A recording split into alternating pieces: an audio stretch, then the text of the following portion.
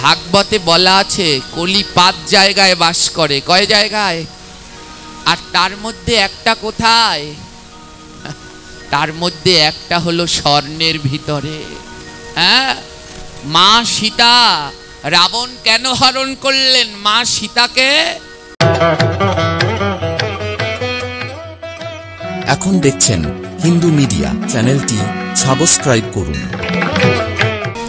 এই শ্লোকে আমাদের কি বললেন? যৎ কণ্ঠে তুলসী নাস্তি, যার গলায় তুলসীর মালা নেই। যৎ কণ্ঠে তুলসী নাস্তি, যার গলায় তুলসীর মালা নেই, সেই নরামুর মানুষা, সেই মানুষটা বড় মূর্খ। বললেন যার গলায় তুলসীর মালা নেই, তে নরামুর মানুষা, সে মানুষটা বড় মূর্খ। এটা আমার কথা না, গ্রন্থ বলছেন। বলে যার গলায় তুলসীর মালা নেই সে বড় মূর্খ। এরকম হচ্ছে কেন? করতে পারেন, প্রশ্ন করতে পারেন, বাবা আমাদের কলেজের প্রফেসর, তার গলায়ও তো তুলসীর মালা নেই, তবে সে কি মূর্খ? ভাগবত বললেন এ জগতে যার গলায় তুলসীর মালা নেই সে বড় মূর্খ। কেন মূর্খ বললেন জানেন? দেখুন, আপনাদের শ্রী মন্দিরে 2 ভাই আছে, যেই 2 ভাই না আসলে এই জগৎ সংসারে এমন মধুময় নাম হরিকথা আমরা কিছুই পেতাম না। ওই 2 ভাইয়ের নামটা জানেন তো? হ্যাঁ, জোরে বলুন তো, 2 ভাইয়ের নাম কি? বাবা, নিতাই আর গৌর।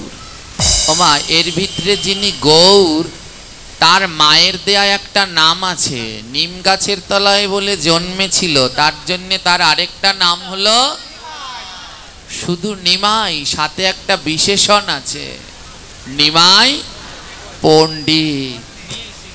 তিনি পণ্ডিত ছিলেন। এখন তো পণ্ডিত বলতে যারা ফটফট করে তাদের বুঝায়, কিন্তু আদৌ পণ্ডিত বলতে তা না। যারা শাস্ত্র গ্রন্থে সুনিপুণ তাদেরকে বলা হয় পণ্ডিত। মহাপ্রভু এমন এক পণ্ডিত ছিলেন, তার সাথে শাস্ত্র নিয়ে তর্ক যুদ্ধ করতে কতজন, কেশব ভারতী, কেশব কাশ্মীর, কত কেউ এসে মহাপ্রভুর চরণে নত হয়ে সব তার চরণে আশ্রয় নিয়েছেন। মহাপ্রভুর মতো এমন পণ্ডিত জগতে আর দ্বিতীয় জন আছে? জোরে বলবেন। এই যে আমাদের পার্শ্ববর্তী ইসলাম ধর্মে ওয়াজ করে, দেখেছেন তো? তখন ওই যিনি মাওলানা সাহেব আছে, ইনি মাঝে মাঝে বলে ঠিক, তো যখন ওই ঠিক বলে, এত জোরে ঠিক বলে স্টেজ শুদ্ধ কাপ। অর্থাৎ যা সত্যি তা একটু জোরে জোরে বলতে হয়। বলুন, মহাপ্রভুর থেকে বড় পণ্ডিত জগতে আছে? কোনদিন হবে? মহাপ্রভুর থেকে অমন পণ্ডিত জগতে আর দ্বিতীয় নাই, আর হবেও। ওমা, সেই মহাপ্রভুর গলায় তুলসীর মালা আছে না নাই? এর জন্যে গ্রন্থ বললেন যৎকণ্ঠে তুলসী নাস্তি তে নরামুর মানুষা। অত বড় পণ্ডিত, সে তুলসীর মালা পরলেন, আর তুমি সাধারণ মানুষ হয়ে তুলসীর মালা পরলে না, তাহলে তো তোমার মতো মূর্খ আর কেউ হয় না। বলুন, মহাপ্রভুর তুলসীর মালা পরার কোনো দরকার আছে? মহাপ্রভু সে তো সাক্ষাৎ রাধা কৃষ্ণের মিলিত স্বরূপ না? গ্রন্থ বললেন গোবিন্দের গোয়ার রাধিকার দুয়ে মিলে কলিতে হলেন গোরা। বলে আমার গোবিন্দের গো আর রাধিকার রা দুজনে মিলে কলিযুগে হলেন গোরা। ওই কৃষ্ণের থেকেও আমার গৌরের শক্তি শত অনন্ত গুণ বেশি, কারণ রাধা তার সাথে মিলিত হয়েছে। সেই মহাপ্রভু তুলসীর মালা পরলেন, আর তুমি তুলসীর মালা পরলে না। মহাপ্রভু কেন মালা পরলেন? নিজে আচারিয়া প্রভু অন্যরে শেখায়, নিজে না আচারিলে কভু অন্যরে শেখানো না যায়। নিজে আচারিয়া প্রভু অন্যরে শেখায়, নিজে না আচারিলে কভু অন্যরে শেখানো না। আমি নিজেই যদি তিলক না পড়ি আর সবাইকে বলি তিলক পরো তিলক পরো, পড়বে? আমি ব্যাসাসনে বসলাম, এমন একজন আছে বাংলাদেশে নিজেই তিলক পরে না, হ্যাঁ, অন্যদেরকে বলে তিলক পড়তে, তাহলে তারা পড়বে? আগে তো আমাকে আচরণ করতে হবে, তারপরে না যদি অন্যকে বলি তাহলে সে করবে। ঠাকুর রামকৃষ্ণর কাছে একবার তার এক ভক্ত গেলেন। এক ভক্ত তার ছোট্ট একটা বাচ্চাকে নিয়ে গেলেন। বাচ্চাটাকে নিয়ে যে ওই ভক্তিমতী মা ঠাকুর রামকৃষ্ণকে বলছে, ঠাকুর আমার এই বাচ্চাটাকে একটু আশীর্বাদ করুন। কি আশীর্বাদ? বলে আমার এই বাচ্চাটা এত মিষ্টি খায়, ওর দাঁত টাত সব পোকায় খেয়ে নিয়েছে, মিষ্টি আর ওর জ্বালায় কোথাও রাখা যায় না। ঠাকুরের কাছে বললেন ওর মাথায় একটু হাত দিয়ে আশীর্বাদ করুন, ও যেন আর এত মিষ্টি না খায়।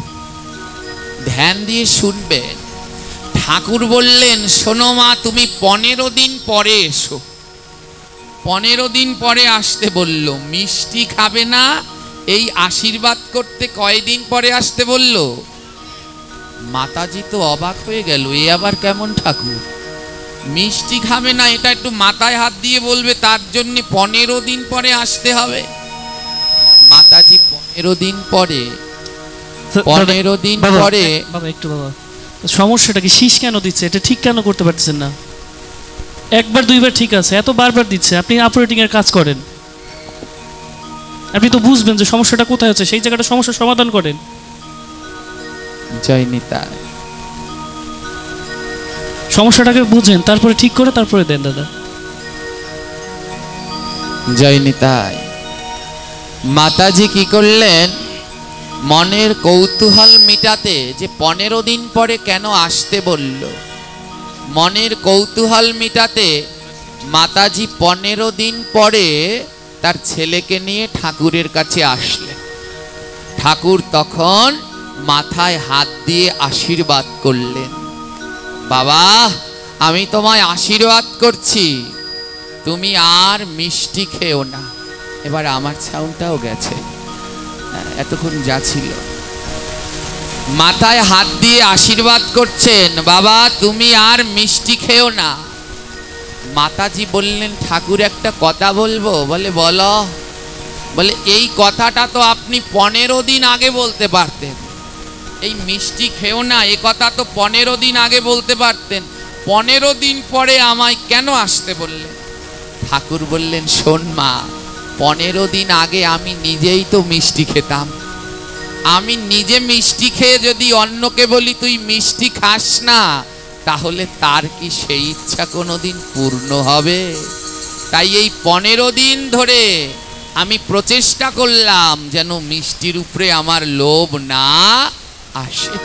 তাই আজ ওকে আশীর্বাদ করলাম, তুমি মিষ্টি খেও না। তাই নিজে যদি আচরণ না করি, তাহলে অন্যকে বললে সেও শুনবে না। তাই মহাপ্রভু নিজে আচরণ করে দেখালেন, নিজে গলায় তুলসীর মালা পরে দেখালেন, হে জগতের জীব তোমরা সবাই তুলসীর মালা পরো। অত্যন্ত দুঃখের বিষয়, এখানে যারা বসে আছেন প্রায় অর্ধেকের গলাই খালি, অর্ধেকের গলাই খালি তুলসীর মালা নেই। এর থেকে আমায় ফাঁসি দিয়ে মেরে ফেলুন তাও ভালো। হ্যাঁ, যদি গলায় তুলসীর মালা না থাকে, ও যার যার মত শেষে পালন করবেন, যে কৃষ্ণ মন্ত্রে দীক্ষিত, যে ভগবান শ্রীকৃষ্ণকে মানেন, যে গৌর হরিকে মানেন, তার অবশ্যই তুলসীর মালা পরা বাধ্যতা। যেই কয়জন আবার মালা পরেছেন, একটা মালা একটা সোনার দানা, হ্যাঁ, এই অর্ধেকের গলায় আবার সেই। আবার কেউ ওই মালার সাথে সোনার রাধাকৃষ্ণ ঝুলিয়ে নিয়েছেন। বলুন, তুলসীর মালার থেকে মূল্যবান আর কিছু আছে? তাহলে কোন সাহসে ওই মালার সাথে সোনা দিলেন? সোনার চেইন পরতে ইচ্ছে করে, আলাদা করে একটা পরুন। জানেন, ভাগবতে বলা আছে কলি 5 জায়গায় বাস করে। কয় জায়গায়? আর তার মধ্যে একটা কোথায়? তার মধ্যে একটা হলো স্বর্ণের ভিতরে। হ্যাঁ, মা সীতা, রাবণ কেন হরণ করলেন মা সীতাকে? কি করলেন? কোন পাপ করলেন যে মা সীতা হরণ হলেন? না, তার স্বর্ণের উপরে লোভ হয়েছিল। হ্যাঁ, রামচন্দ্র আর মা সীতা দুজনে পাশাপাশি বসে আছেন, আর রাবণ মারিচকে পাঠিয়ে দিলেন, যাও হরিণ হয়ে মা সীতার সম্মুখে নাচো। মারিচ তো বহুরূপী ছিলেন, হরিণ হয়ে গেল। রাবণ বললেন, এই রক্তে মাংসের হরিণ হলে হবে না। বলে কেন? বলে সোনার হরিণ হও। মারিচ বললেন, সোনার হরিণ কেন? বলে এ জগতে নারীদের দুটো জিনিসে লোভ থাকে, এক শাড়ি আর দ্বিতীয় স্বর্ণ। 20 খান শাড়ি থাকলেও বলবে না যে আরেক খান দিও না, 10 বড়ি থাকলেও বলবে না আর 1 রত্তি দিও না। তাই রাবণ তো অত্যন্ত বুদ্ধিমান, তাই সোনার হরিণ বানিয়ে পাঠালেন। আর মারিচ সোনার হরিণ হয়ে মা সীতার সম্মুখে নৃত্য করছেন। আর কি করলেন জানেন? মা সীতা ওই স্বর্ণ দেখে তার উপরে তার আকর্ষণ চলে গেলেন। প্রভু শ্রী রামচন্দ্রকে বললেন, স্বামী আমায় ওই সোনার হরিণ এনে দাও। ভগবান রামচন্দ্র বলছে, আমি তোমার পাশে বসা, তারপরে আবার সোনার হরিণের দরকার? মা সীতা বলে, অত কিছু বুঝি না, আমার ওই সোনার হরিণই লাগবে। যেই না সেই সোনার হরিণ আনতে রামচন্দ্র গেলেন, আর মা সীতা হরণ হলেন। তাই তুলসীর মালার সাথে মিশিয়ে কোনো সময় স্বর্ণ পরবেন না। স্বর্ণ পরার ইচ্ছে হলে আলাদা করে পরুন, এতে অপরাধ হয়। এই যে অনেকের হাতে, সদবা মায়েদের হাতে শাঁখা বাঁধানো স্বর্ণ দিয়ে, এই আরেকটা মহাপাপ। হ্যাঁ, শাঁখা, তার জায়গায় তিনি আছেন, ওখানে স্বর্ণ দিতে নাই। স্বর্ণ পড়তে ইচ্ছে করে আলাদা স্বর্ণের চুড়ি পরে নাও না, ওই শাঁখার সাথে মিশাতে গেলেই তোমার অপরাধ হয়ে যাবে। এর জন্যে আগের দিনকার মায়েরা খুব ভালো ছিলেন, তাদের সময় খুব ভালো কাটতো। আর এখনকার সময়ে সব বাধা এই সেই লেগে আছে। কেন লেগে আছে? কারণ বিধি যে মানে না, ব্যাধি তাকে ছাড়ে না। বিধি শাখার সাথে কোনোদিন স্বর্ণ বাদাই করা যাবে না, আগিলা দিনের মায়েরা করেনি, এখন করো, তাই ব্যাধিও তোমায় ছাড়ে না। যেখানটায় ছিলাম, অনেকের গলায় তুলসীর মালা নেই, সবার একান্ত কর্তব্য তুলসীর মালা ধারণ করা। পরের লাইনে কি বললেন জানো? শোনো, বিষ্ঠা সমম অন্ন জ্বালম চ মদিরাস্বমা। বলে যার গলায় তুলসীর মালা নেই, তার হাতের জল খেলে কি হয় জানো? মদিরা। মদিরা মানে বোঝেন? মদিরা শব্দের অর্থ কি? জোরে বলবেন। যার গলায় তুলসীর মালা নেই তার হাতে জল পান করলে মদ খাওয়া হয়ে যায়। হ্যাঁ, তাই আপনার গলায় তুলসীর মালা নেই, ভগবানকে পুজো দিচ্ছেন, ভগবানকে জল দিচ্ছেন, ফল দিচ্ছেন, জলটা কি হয়ে গেল? মদের সমান হয়ে গেল। সুনাম বিষ্ঠা সমামন্ন। যার গলায় তুলসীর মালা নেই তার হাতে অন্ন ফলমূল খেলে বিষ্ঠার সমান হয়। কিসের বিষ্ঠা জানো? শূকরের বিষ্ঠা। বলে এত প্রাণী থাকতে শূকরের নাম নিলেন কেন? বলে এ জগতে যত প্রাণী আছে সব প্রাণীর বিষ্ঠা গাছের গোড়ায় দিলে সার হয়, আর শূকরের বিষ্ঠা গাছের গোড়ায় দিলে গাছটা 7 দিনের মধ্যে মারা যায়। তাই যার গলায় তুলসীর মালা নেই তার হাতে জল ফলমূল অন্ন ব্যঞ্জন টানা 7 দিন খেলে তার কৃষ্ণ ভক্তি নষ্ট হবেই হবে, তাতে আর সন্দেহ নাই।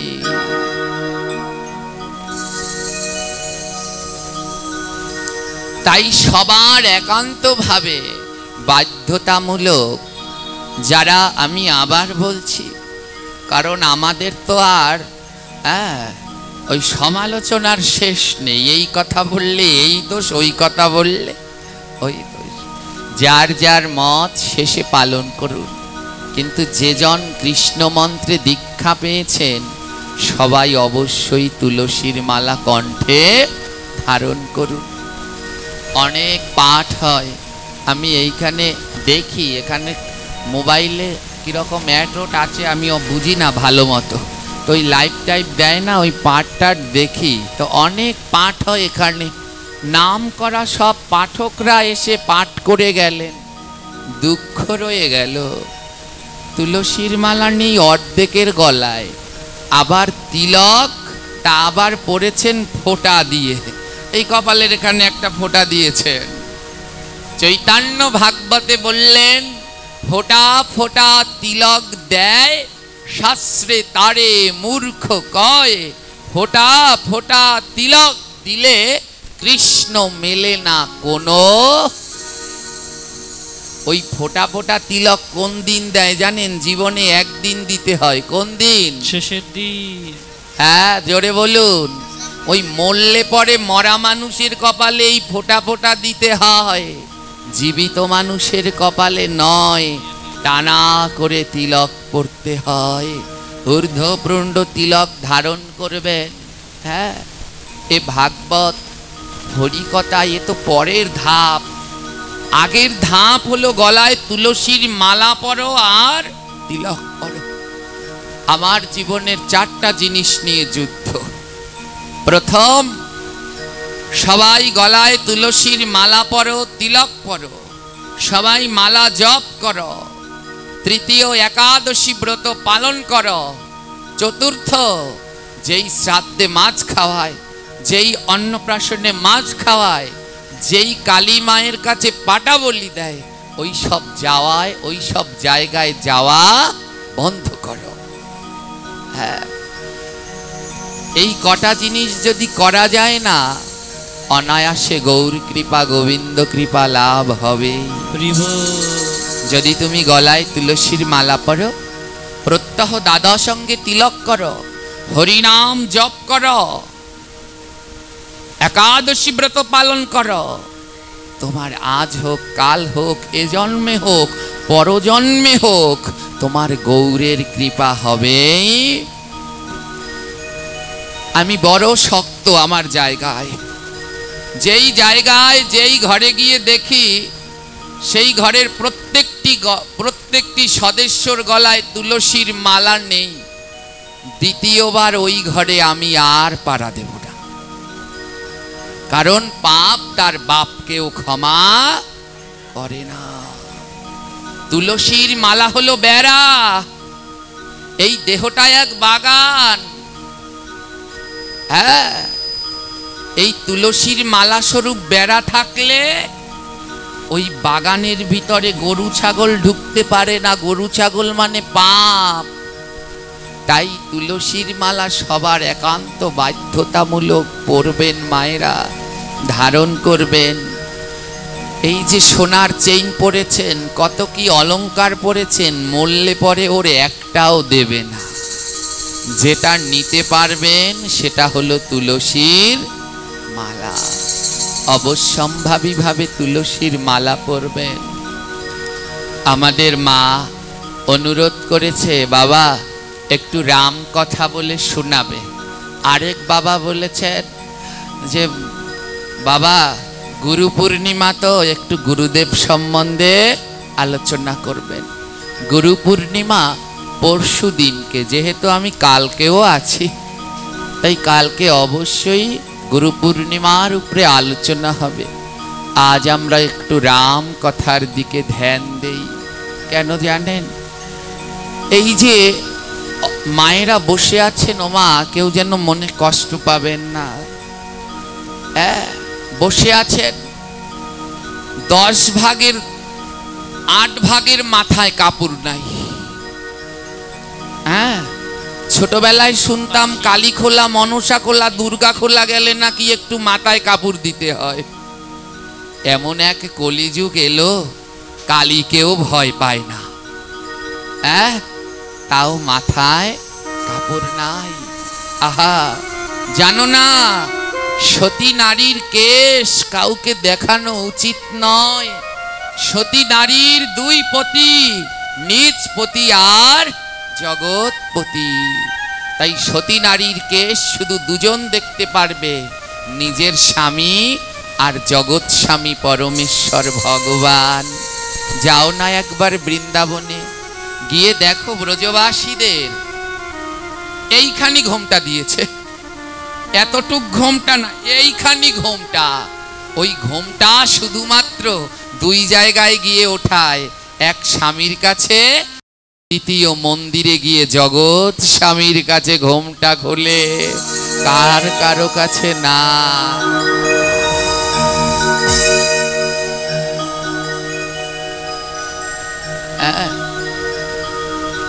তাই শাড়ি মাথায় দেওয়া তো বাধ্যতামূলক। এই শাড়ি পরবার পরেও আরেকটা বস্ত্র দ্বারা কিবা পুরুষ কিবা নারী আবৃত থাকতে হয়, যার নাম উত্তরীয়। উত্তরীয়। কালকে এক মা বলছেন, ও বাবা আমরা উত্তরী পরি দেখে আমাদের বলে কি কীর্তনের দলে যোগ দিয়েছ। শুনুন আজ রাম কথা। বলুন রাম সীতা কে জয় হো। रघुपति राघव राजा राम पतित पावन सीताराम। रघुपति राघव राजा राम पतित पावन सिया राम।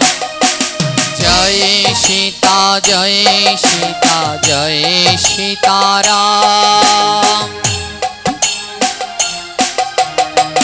जय सीताराम।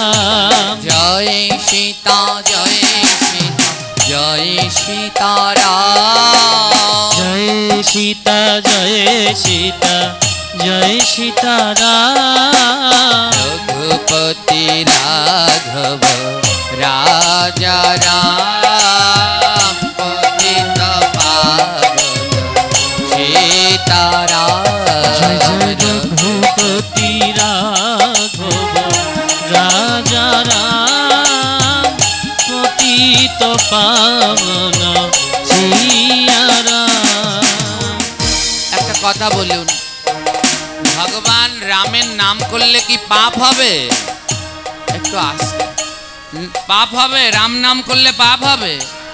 রোগ ব্যাধি হবে, ঘরে অলক্ষ্মী আসবে, তাহলে কেন করছেন না?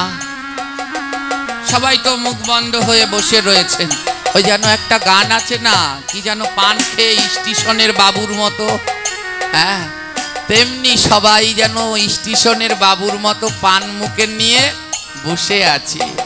কেন করছেন না আমার প্রভু শ্রীরামের নাম? জানো না এ রাম নাম কত পবিত্র? এই দেহকে কেউ যদি শুদ্ধ করতে পারে, কোন নাম যদি দেহকে শুদ্ধ করতে পারে, তাহলে সে হলো রাম নাম। যা ছাড়া এ দেহ রাজা রাম পতিত পাবন সিয়া রাম। আরো জোরে বলল, সিয়া রাম জয় জয় সিয়া রাম। রঘুপতি রাঘব রাজা রাম, রঘুপতি রাঘব রাজা রাম পতিত পাবন সিয়া রাম। হরি বল। আমার আলোচ্য সময় সংক্ষিপ্ত, 10:30টার মধ্যে আমার আলোচনা শেষ করতে হবে। তাই অনেক কথা বলতে ইচ্ছে করলেও বলতে পারছি না। আজ লঙ্কায় রাবণ রাজা, নাম শুনেছেন তো? রাবণ রাজার এক ভাই ছিল। হ্যাঁ, রাবণেরা ক ভাই? হ্যাঁ, 3 ভাই, রাবণ, বিভীষণ আর কুম্ভকর্ণ। তার ভিতরে 2 জন হলেন রাক্ষস স্বভাবের, কারণ রাবণের মা ছিলেন রাক্ষস আর পিতা ছিলেন ঋষি। তাই রাবণ আর কুম্ভকর্ণের ভিতরে রাক্ষস ভাব ছিল, আর বিভীষণের ভিতরে কৃষ্ণ ভক্তিময় ভাব ছিল পিতার মতো। বিভীষণ হলেন পরম ভক্ত। একটা কথা বলে না, জানি না এইগুলো কারা শিখিয়েছে, বলে কি ঘর শত্রু, বলে তো মহা মহা পাপ। বিভীষণ ঘরের শত্রু নয়, বলে রামকে ত্যাগ করে চলে গেল শত্রুর জায়গায়, বলে ও ঘর মিত্র। কারণ সে বুঝতে পেরেছিল জগতে রাম ছাড়া আর কোনো গতি নাই। হ্যাঁ, এই বিভীষণ পরম ভক্ত, আর রাবণ সেও না পরম ভক্ত ছিল মা। হ্যাঁ, বাহিরে তার ওই কঠিন ভাব, কিন্তু মনের ভিতরে রাবণের ভক্তি ছিল। প্রতিনিয়ত রাম রাম বলে রাবণ কান্না করতেন। হ্যাঁ, ভগবানকে 2 ভাবে পাওয়া যায়, এক ভক্তি দিয়ে আর এক অসুর স্বভাব দিয়ে। ভক্তি দিয়ে ভগবানকে পেলে ভগবান প্রেম সে উদ্ধার করে, আর অসুর স্বভাব দিয়ে পেতে গেলে ভগবান এসে তাকে নিজের হাতে দমন করেন। রাবণ আদৌ খারাপ কেউ নয়। বৈকুণ্ঠের দাড়ি ছিলেন জয় আর বিজয়। যারা অভিশপ্ত হলেন সনত কুমারের দ্বারা, 4 যুগে অসুর ভাব হবে। তাই সত্য যুগে হলেন হিরণ্যকশিপু হিরণ্যাক্ষ, ত্রেতা যুগে হলেন রাবণ আর কুম্ভকর্ণ, দাপর যুগে হলেন শিশুপাল আর দন্তবক্র, আর কলি যুগে হলেন জগাই আর আহা। 3 যুগ কৃপা না পেলেও কলি যুগে জগাই মাধাই হয়ে আমার গৌরের কৃপা লাভ করে উদ্ধার হয়ে গেলেন। গৌর হরি বল।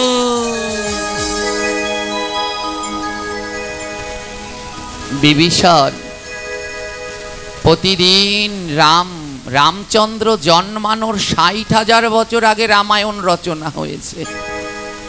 বিভীষণ প্রতিদিন ওই রামচন্দ্রের শ্রী বিগ্রহ গড়ে ওর সামনে বসে কাঁদে, কেঁদে কেঁদে ভগবানের কাছে প্রার্থনা করে, প্রভু এই সোনার লঙ্কায় নেই এমন কিছু নেই, এই সোনার লঙ্কায় সব আছে। লঙ্কা এত ধনী ছিল, তার মাটিটাও সোনা দিয়ে বাঁধানো ছিল। বিভীষণ বললেন, এই সোনার লঙ্কায় নেই এমন কিছু নেই, সব আছে, শুধু একটা জিনিস নেই। জানো প্রভু, এই সোনার লঙ্কায় কোনো কৃষ্ণ ভক্ত নেই। যেইখানে সব আছে কিন্তু কৃষ্ণ ভক্ত যদি না থাকে, তাহলে সেখানের সব কিছুই বৃথা। তাই বিভীষণ প্রতিদিন রামচন্দ্রের কাছে কেঁদে কেঁদে প্রার্থনা করে, প্রভু শ্রীরাম, এই সোনার লঙ্কায় এমন এক কাউকে পাঠাও যে এই লঙ্কার রাক্ষসদের উদ্ধার করবে, কারণ এ জগতে ভক্ত ছাড়া উদ্ধার হওয়া সম্ভব নয়। এ জগতে কেউ যদি উদ্ধার করতে পারেন, ওই ভগবান শ্রীকৃষ্ণ পারবে না। এ জগতে উদ্ধার যদি কেউ করতে পারে, তাহলে তা হলো দুইজন, একজন শ্রী গুরুদেব, আরেকজন সাধুগুরু বৈষ্ণব। বলে এই দুই বিনা আর কেউ উদ্ধার করতে পারবে না। তাই বিভীষণ প্রতিদিন রামচন্দ্রের চরণে কেঁদে কেঁদে প্রার্থনা করে, প্রভু গো, এমন কাউকে পাঠাও যেন ভক্ত সঙ্গ করতে পারি, ভক্ত সঙ্গ করতে পারি, যেন ভক্তের সঙ্গ করিতে পারি। তো সঙ্গ করতে পারি। তুমি শোনো শোনো গৌর হরি, যেন ভক্তের সঙ্গ করতে পারি, যেন এমন ভরে যেন জনম ভরে। হরি বল গৌর হরি বল। জনম ভরে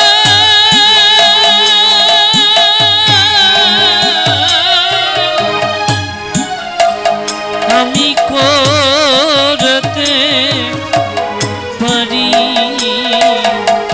যেন ভক্ত সঙ্গ করতে পারি। ও প্রভু, আমি ভক্ত সঙ্গ ভালোবাসি,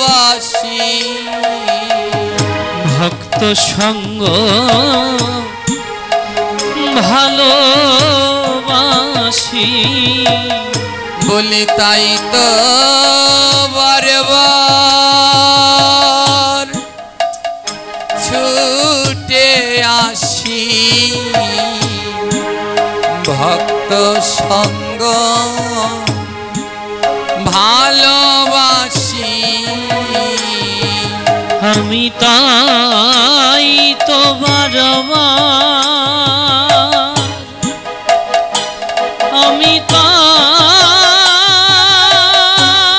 রাধে রাধে তো বারবার ছুটে আসি, আমি ভক্ত সঙ্গ বড় ভালোবাসি। আমার মনের বাসনা কি জানো প্রভু, আমি ভক্তের ধুলা অঙ্গে মাগবো, ভক্ত ধুলি আমার অঙ্গে মাগব, আমি ভক্তের ধুলা অঙ্গে মাগবো,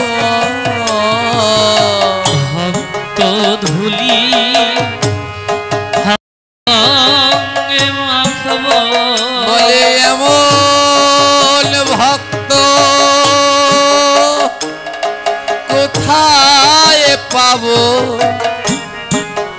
আমি ভক্তের ধুলা অঙ্গে মাগবো। আমি আমন ভক্ত,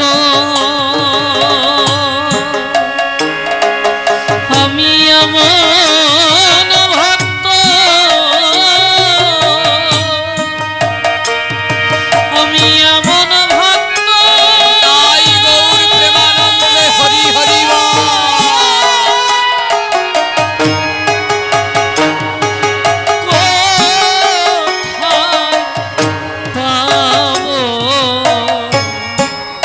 আমি ভক্ত বড় ভালোবাসি।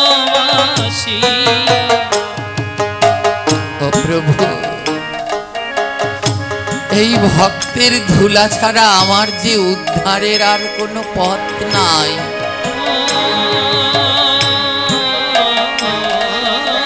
প্রভু গো, বলে যেদিন কৃষ্ণ ভক্ত পাবো, আমি যেদিন কৃষ্ণ কৃষ্ণ ভক্ত পাব, আমি কি করব জানো? তাকে বুকের মাঝে জড়াইয়া ধরব। বলে যখন কৃষ্ণ ভক্ত পাবো, আমার বুকের মাঝে পুরা বুকের মাঝে, এই বুকের মাঝে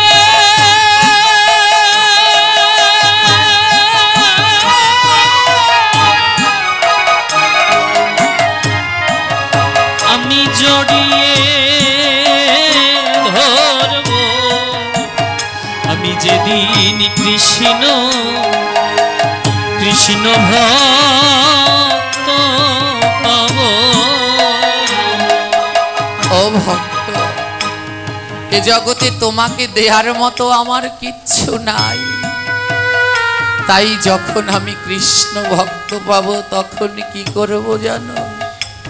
আমি দুই নয়নে জলে ভাসব। আমি দুই নয়নে জলে ভাসব। আমি দুই নয়নে জলে ভাসব। দুই নয়নে আমি জলে ভাসব। কেন জানো? আমি ভক্তের চরণ ধোয়ায়ে দেব। দুই নয়নে জলে ভাসব। আমি ভক্ত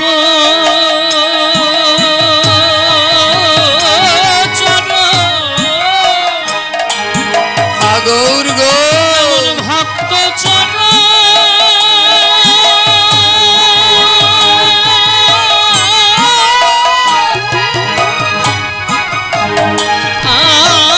আমি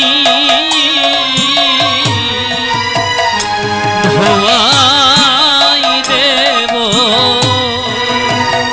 আমি দুই নয়নে জলে ভাসব। বলে এ জগতে যদি নয়নের জল দিয়ে ওই গুরু বৈষ্ণবের চরণ ধোয়াতে না পারো, তবে এই জীবন তোমার বৃথা। এক পাশে দাঁড়িয়ে মহাজন বললেন, তাহলে আমার আর বুঝি কোনো গতি হবে না, কারণ আমার নয়ন আছে, কিন্তু এই নয়নে কৃষ্ণ নামে জল ঝরে না। মহাজন জিজ্ঞেস করলেন, ওগো বৈষ্ণব ঠাকুর, আমায় বলবে এ জগতে কি করলে কৃষ্ণ নামে নয়নের জল ঝরে। বৈষ্ণব বললেন শোনো মহাজন, এ জগতে সবার নয়নে কৃষ্ণ নামে জল ঝরে না। তাদের নয়নে জল ঝরে কাদের জানো? যারা ভক্তের অঙ্গ পরশ করে, যারা ভক্ত অঙ্গ এমন ভক্ত অঙ্গ পরশ করে। যারা ভক্তের অঙ্গ পরশ করে,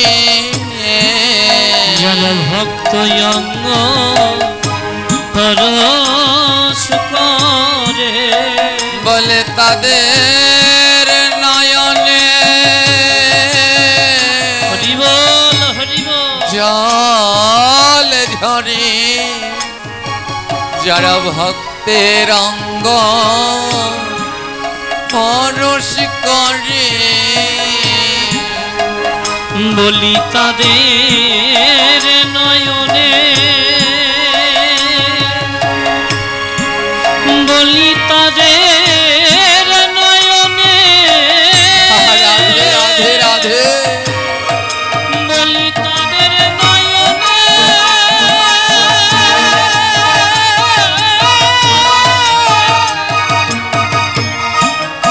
ওরে জল ঝরে।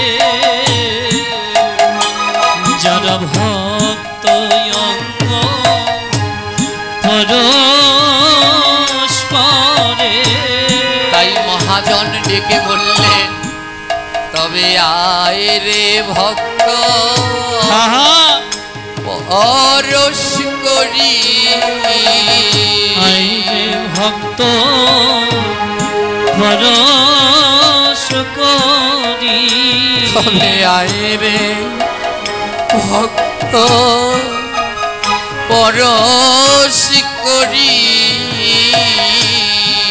আয় রে ভক্ত একবার পরশ করি। আমার নয়ন আছে ঝরে না বাড়ি। আয় রে ভক্ত পরশ করি।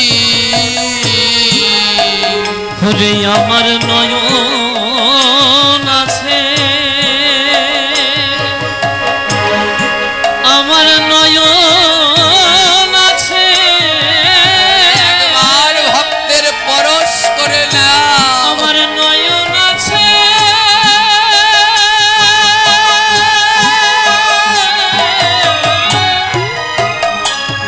নয়নে নেই রে বাড়ি। বলিয়া ভক্ত পরশ করি।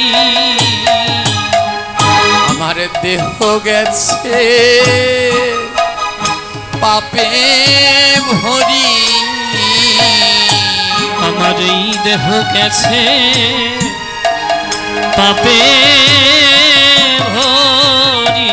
তোরা আয় ভক্ত পরশ করি। আমার দেহ গেছে পাপে ভরি। বলিয়া ভক্ত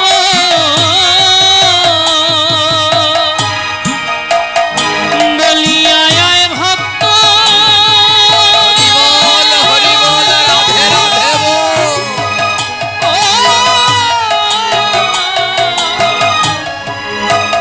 পরশ করি। বলিয়া ভক্ত একবার পরশ করি। আজ বিভীষণ প্রতিদিন কাঁদে আর প্রভুর কাছে প্রার্থনা করে, প্রভু এই সোনার লঙ্কায় একটা ভক্ত পাঠাও না। বিভীষণ কোথায় থাকে? লঙ্কার ওই কোনায় এক ভাঙা ঘর দেখা যায়, সেই ঘরে বাস করে বিভীষণ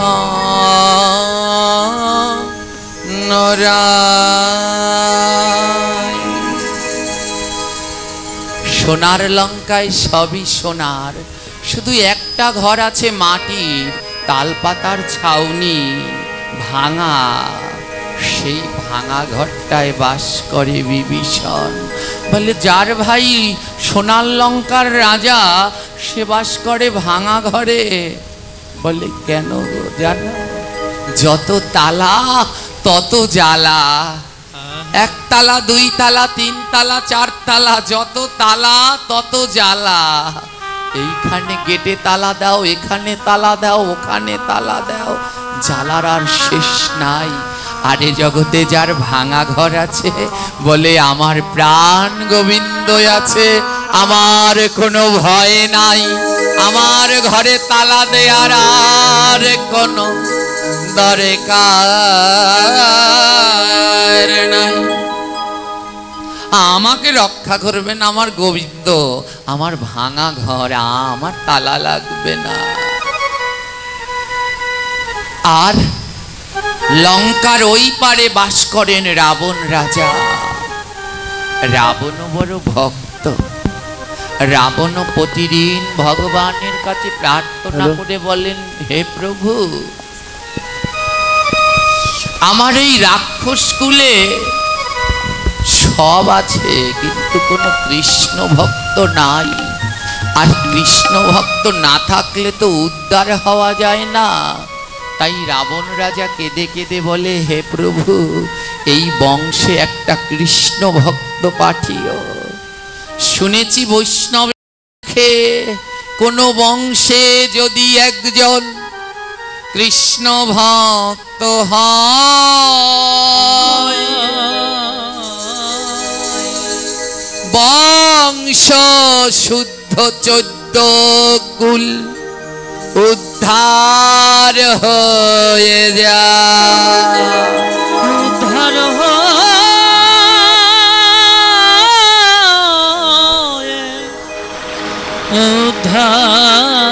হয়ে যায়। আহা, রাবণ বলে কোন বংশে যদি একজন কৃষ্ণ ভক্ত হয়, তাহলে নাকি তার বংশ শুদ্ধ 14 কুল উদ্ধার হয়। তাই রাবণ রাজা কেঁদে বলে, প্রভু, আমার এত বড় বংশ, আমার রাবণের 1 লক্ষ পুত্র, 1.25 লক্ষ নাতি, 60,000 স্ত্রী, বিশাল বংশ তার।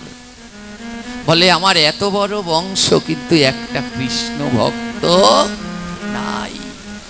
তাই রাবণ রাজা কেঁদে কেঁদে প্রার্থনা করে, ভগবান, এই বংশে একটা কৃষ্ণ ভক্ত পাঠিয়ে দাও। এ জগতে ভগবান তখনই কারো ডাক শোনে, কখন জানেন? আপনি নাম করছেন, কি করে বুঝবেন আপনার নাম ভগবান গ্রহণ করেছে? যেদিন দেখবেন নাম করতে গিয়ে 2 নয়ন থেকে জল ঝরে, সেদিন বুঝে নিবেন আপনার নাম গ্রহণ করেছে। আপনি ভাগবত শুনছেন, কি করে বুঝবেন প্রভু গ্রহণ করলো? সেদিন ভাগবত শুনতে গিয়ে 2 নয়নের জলে ভেসে যাবেন, সেদিনই বুঝবেন প্রভু ভাগবত গ্রহণ করে নিয়েছে। আপনি ভোগ লাগাচ্ছেন, কি করে বুঝবেন আপনার ভোগ গোবিন্দ গ্রহণ করলো? বলে যেদিন ভোগ লাগাতে গিয়ে অঝোর ধারায় হা গৌর হা কৃষ্ণ বলে নয়নের জলে ভাসব, সেদিনই বুঝে নিব আমার ভোগ গ্রহণ করে। গোবিন্দ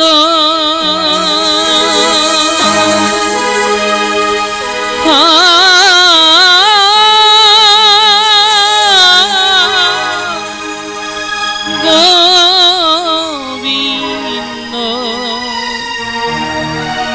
গোবিন্দ। তাই কেউ যদি ভগবানের কাছে কিছু চায়, তার চাওয়া তখনই পূর্ণ হয় যখন দুই নয়নে জল ঝরে। দুই নয়নে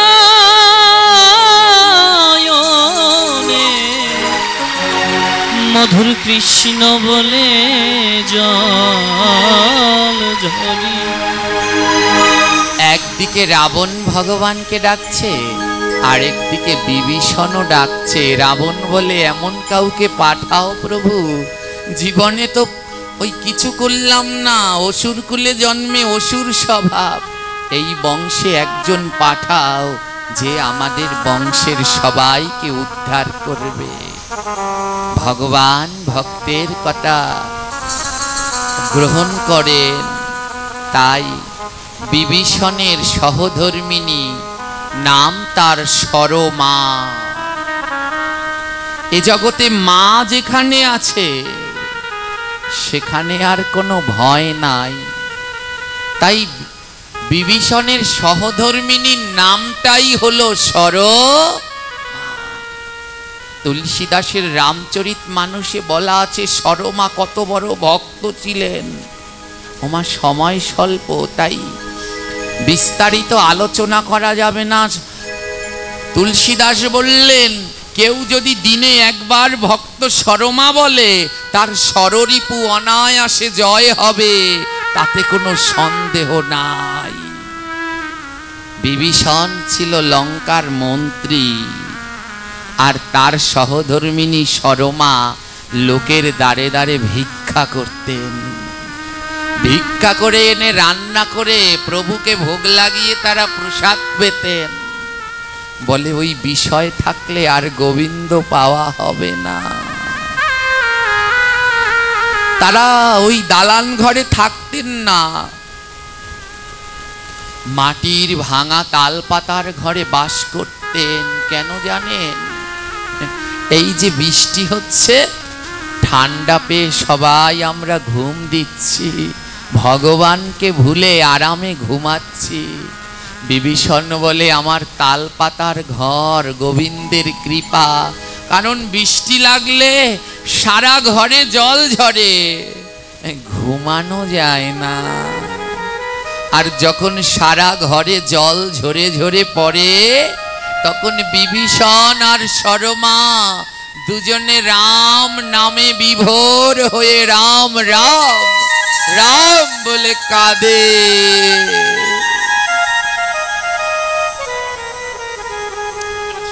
ওই দালান ঘরে থাকলে বোঝা যায় না কখন সকাল হলো, মঙ্গলারতি আর করা হলো না। বিভীষণ বলে, আমার ভাঙা ঘর গোবিন্দের কৃপা। সূর্যদেব যখন ওঠে, ওই সূর্যের আলো চোখে পড়ে সূর্যদেব বলে, উঠে পড়ো, এখন মঙ্গলারতির সময় হয়ে গেছে, এখন ঘুমানোর সময়। এমন ভক্ত বিভীষণ আর তার সহধর্মিনী সরমা। আজ সরমা গর্ভবতী হলেন, আর 10 মাস 10 দিন পরে এক শুভক্ষণে এক পুত্র সন্তান জন্ম দিল। মহাজন বললেন, শুভক্ষণে শুভ দিনে পুত্র জন্মিল।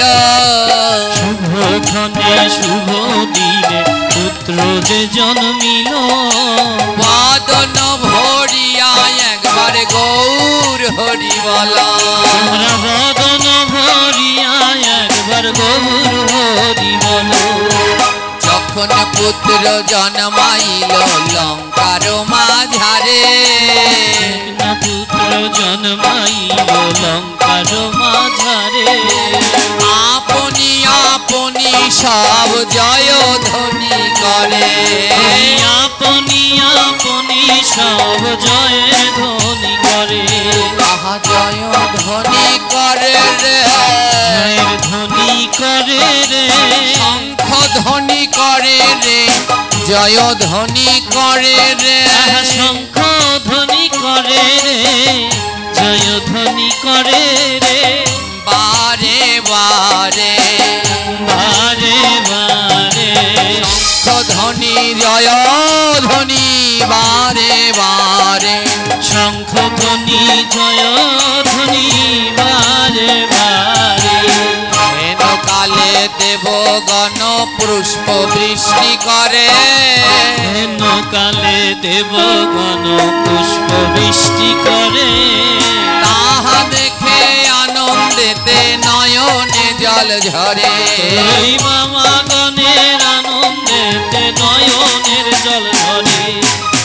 আজ লঙ্কায় যখন বিভীষণের পুত্র হলো, আপনি আপনি শঙ্খ বাজছে, ঘন্টা বাজছে, জয়ধ্বনি শোনা যাচ্ছে, আকাশ থেকে পুষ্প ঝরে ঝরে পড়ছে।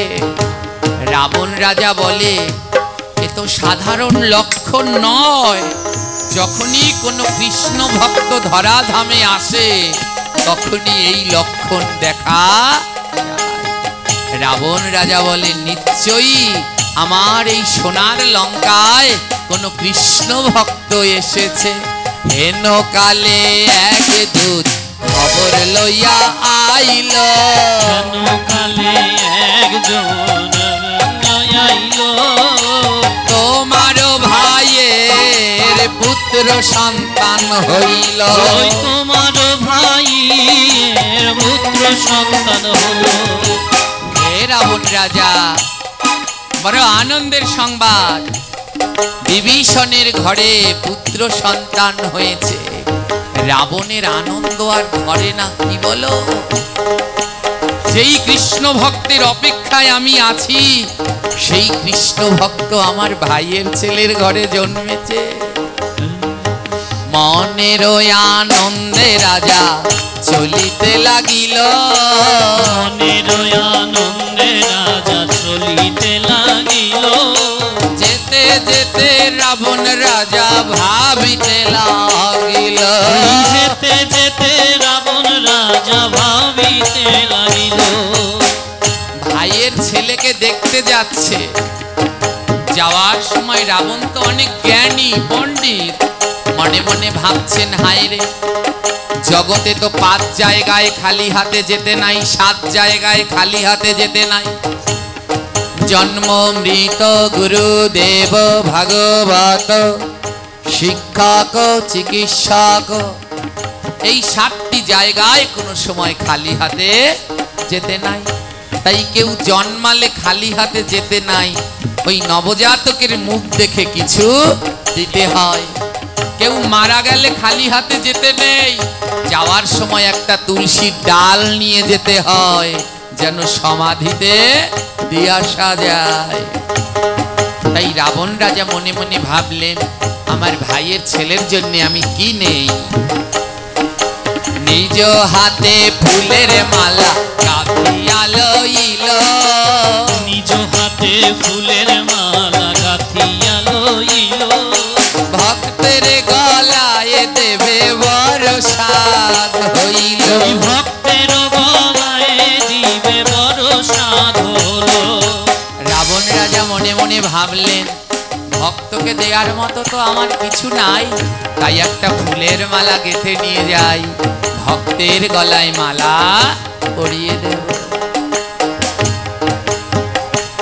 এবারে রাবণ রাজা গিয়ে উপস্থিত হলো, রাবণ রাজা উপস্থিত হলো। 2 জনার চোখে চোখে কত কথা হলো, 2 জনার চোখে চোখে কত কথা হলো। রাবণ রাজা বিভীষণের বাড়িতে গিয়ে উপস্থিত হলেন, আর রাবণ এবং বিভীষণের পুত্রের দুজনে চোখে চোখে কথা হচ্ছে। কেন জানেন? বিভীষণের এই পুত্র সত্য যুগে সে প্রহ্লাদ যে ছিল, সত্য যুগে সে প্রহ্লাদ যে ছিল। আবার দাপর যুগে সে সুবল হইল, ওই